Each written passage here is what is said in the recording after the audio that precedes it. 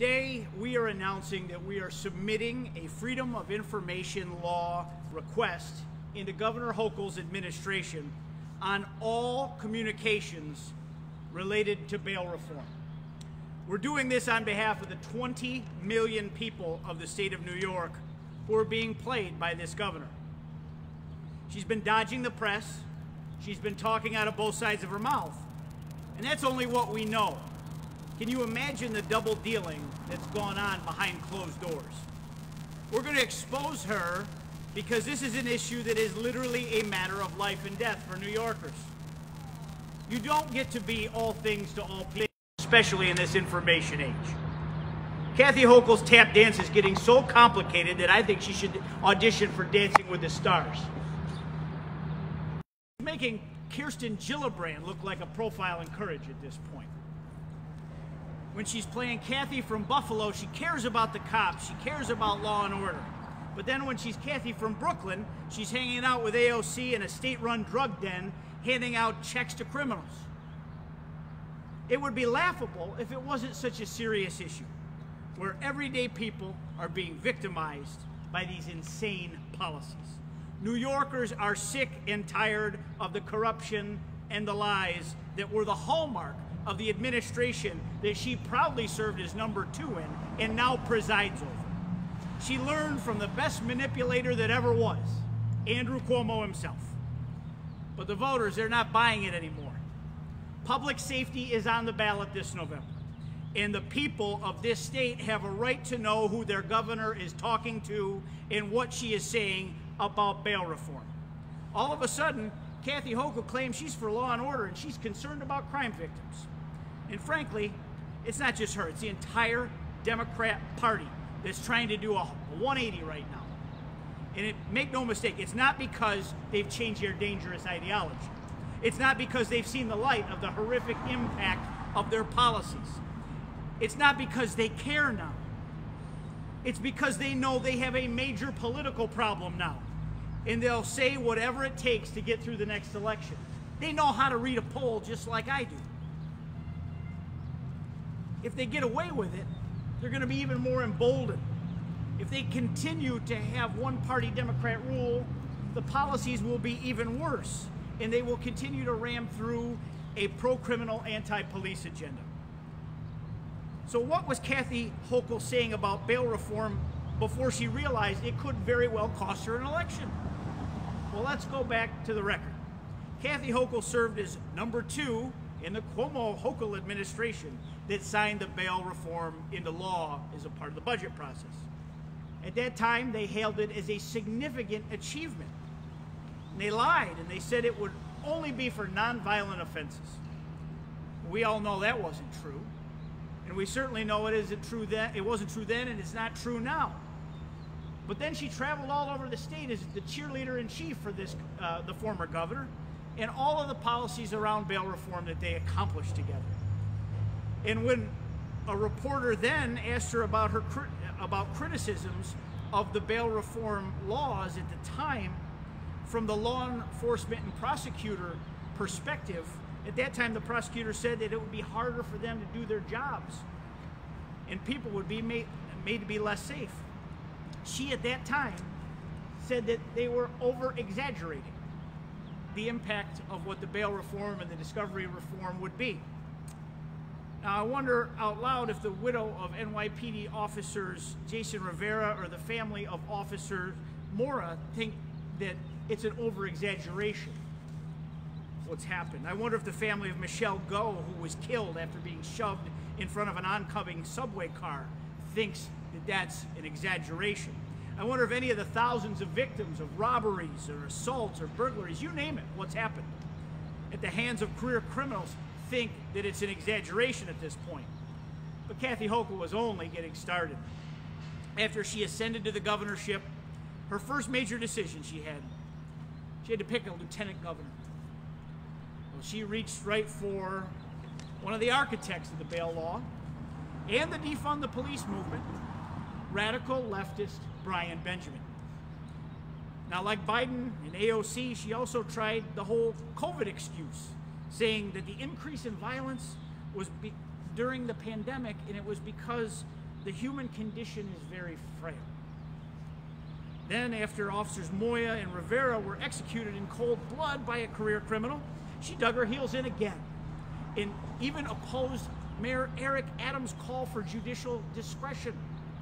She instead held a press conference on guns where she said there was no data to suggest that the bail law was contributing to the huge spikes in violent crime that we were seeing all over the state of New York. She famously then said she would not cave in to the pressure, and she absolutely stands by the law. She said that radical leftist DA Alvin Bragg of Manhattan, who is refusing to prosecute serious criminal cases, should be given some slack. But now that we're in the heat of an election, she's being held accountable for her record and even getting hit on this issue by members of her own party. Kathy Hochul's trying to change her tune. One day, not even one day, after her old boss, Andrew Cuomo, chimed in about bail reform needing to go, she all of a sudden found religion on the topic. But the truth is she hasn't. She's craven. She has no cores, no nucleus. She doesn't stand for anything. And she put out a press release and wrote an op-ed saying that she wanted to make some changes. But then she went into hiding. And she refuses to answer serious questions on where she stands on this. And I salute, many members of the Albany Press Corps for trying to extract answers out of Lieutenant Governor Brian Benjamin while he ran like a coward and didn't want to talk about the issue. But you might wonder why Kathy Hochul's in hiding.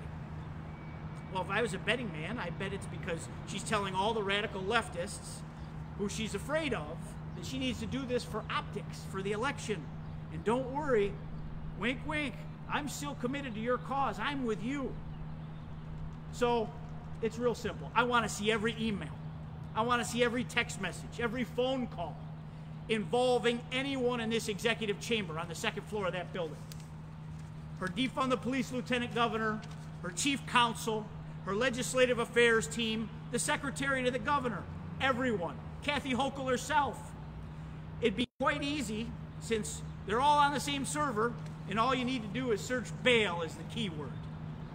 Now, I think it'll be quite illuminating to see what they're saying behind closed doors into each other. Kathy Hochul has talked a big game about wanting to be transparent. Well, let's see if she's serious about transparency. Or is this just another bullshit talking point that she's trying to dupe the voters with? At the end of the day, the die has been cast on Kathy Hochul's positions. She has a crystal clear record. She's going to have to own those words and her own record. No amount of shifty election year manipulation is going to change that. Voters have woken up in this state. New Yorkers have gone from being woke to being awake. They fully comprehend the problems, and they know who's responsible. They're not going to fall for this, well, it's a pandemic, or it's guns coming up from the South, or it's actually the Republicans that want to defund the police. They don't believe any of that, because it's hollow and it's fake. It won't work. Stop it. There could not be a clearer choice this year in the election between Lee Zeldin and Allison Esposito fighting for law and order as a Republican ticket and the Hochul Benjamin ticket that stands with the defund the police movement and stands by, the current destruction of our criminal justice system.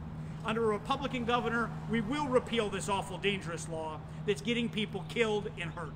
Under a Republican governor, we will restore respect for law enforcement and stop the utter nonsense of catering to criminals first. Under a Republican governor, law and order returns to the great state of New York on day one. Thank you very much, and I'd be happy to take any questions. Let's say your request is granted in a timely manner. Is there a course of action that you would like to take after getting those records? We'll blow these things wide open for everyone to see. But as far as something outside of visibility, do you think there is something that you could do with those records? Well, I mean, I think sunshine is the greatest disinfectant. I mean, the problem with this place, the swamp here, puts Washington, D.C. to shame. In someone that, like Kathy Hochul, who has said one thing consistently, now has done an about-face because she's just, any public polling, no matter if it's coming from a Democrat or a Republican entity or an independent entity like Siena, they're in deep, deep trouble carrying this mantra on. And she claims to be trying to get cooperation out of the legislature to pull this out, and says she'll be fighting for it in the budget. We don't see that. I think this is lip service, and we're going to call it out. We're going to hold her accountable, just like so many of the members of the press in the last week were trying to hold the administration accountable with Brian Benjamin. They are short on answers when it's the tough questions. You know, she's not going to be able to go into diners and shake hands to win this election. If she's going to prove that she's up to this task, she's going to have to stand in the heat of the lights and provide the transparency. I want to see what these people are talking about. I think the whole state of New York deserves to see what's really going on behind the scenes. She said she didn't want 3 men in a room anymore. Prove it. Chairman, on these issues of crime and public safety, how important is it going to be for voters writ large heading into the November general election? And do you think these concerns have kind of solidified in voters' minds no matter what happens in the next week or so here in the state budget? I believe that this is the A1 issue on the minds of voters all over the state, in many places in the country, but particularly here in New York. I mean, you see, you know, I use the Siena poll as it's really the only one that's really delved deep into, you know, crime and the bail reform issues. You look in essentially every region of the state, you know, fear of crime and public safety is a 2/3, 1/3 issue. Cuts right across the board, whether you're Democrat, Republican, Independent. You're worried. You're worried about your family safety. You're worried about, you know, your safety. The mayor wants everyone to go back to work in Manhattan, and people are concerned not just, you know, I think less about infection of COVID and more about, you know, quality of life crimes. I mean, there's serious problems that are caused by this law. Maybe not just the cashless bail component, but the discovery reform.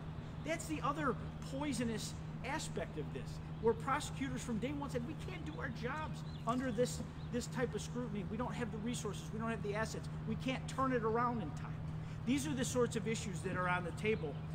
We will make crime, law, and order, you know, just an absolutely top issue in every corner of this state going forward. So to play devil's advocate here, do you think that any governor is entitled to some modicum of privacy when they are trying to negotiate a tricky issue where, you know, granted she's got people in the legislature who don't want to repeal the bail reform laws and people who do? Like, is there some level of privacy that... Well, I haven't been given anything yet, Karen. You know, but we're going to foil. We're going to demand these documents. I mean, there's been no transparency in this Capitol for a long time. But she sings one song. Let's see if she'll cooperate here. There's been a shift, obviously. It's amazing how the shift took place after you know, Super PAC, for appearing to be related to Tom Suozzi's campaign, started hitting her on the bail reform issues in every media market in the state of New York. And, you know, she can read a poll just like anybody else. So I think this is more than just budget negotiations. You know, frankly, if she had any courage, she'd demand an up and down vote on the floor on this issue alone. I mean, this is the gravity of this is huge. I mean, people need to know, is your government for the law-abiding taxpayers just trying to live their lives, or is it for the criminals? And so far, one-party Democrat rule, whether it was under Cuomo or Hochul, it's proven that it's criminals first, taxpayers last. That changes on day one of a Republican administration. And that's what's on the line here, and that's what we're offering up to the voters of this state, that under a new regime, under Republican leadership, again, the hardworking women and men that pay the bills in this state, they go to work, they live their lives, they're looking to put their kids through school, and they play by the rules. They're going to be number one again. Not the people that are trying to hurt others. Not the people that are committing crimes. Not the violent. Not the people trying to push drugs on our kids. Number one will be the people that play by the rules. Chairman, two questions on it. One, this foil is starting from January 1. You said that the governor changed tunes when seeing the polls, when seeing the Suozzi-esque campaign ads. What are you looking to see from the earlier days during session? I want to see the evolution of the administration's position on bail. I mean, January 1st is the beginning of session. Let's see what's gone on this year on that topic.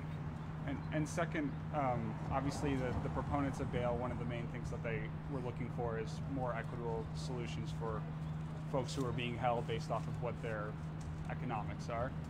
And still a majority of cases, when you look at the data, that folks don't end up reoffending in certain swaths of it. What do you say to the proposal and that's saying all reoffenses need to be bail eligible when a majority of them still aren't necessarily committing a violent crime or being charged with a violent crime? How do you look at that issue and balance those what I balance is we need to start over. We need to go back to start. The way this should have been handled and how, you know, adults in government would have handled a situation this large is you got to do it in a bipartisan fashion. You got to do it not just on a Republican-Democrat fashion, but you have to consult law enforcement. You have to have a study. This was done in the dead of night with no public hearings, no discussion, no anything. It was done so that the former governor could score points and claim he was a social justice warrior and probably run for president and capture the hearts and minds of the extreme left wing that were driving this issue.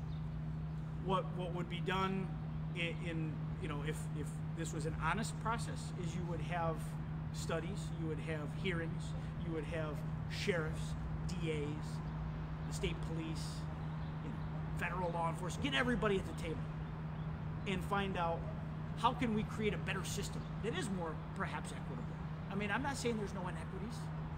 I'm saying that, you know, consequences be damned, it was all just thrown out the window in the name of declaring yourselves woke and pandering to a narrow minority that has the concerns of criminals above the law abiding.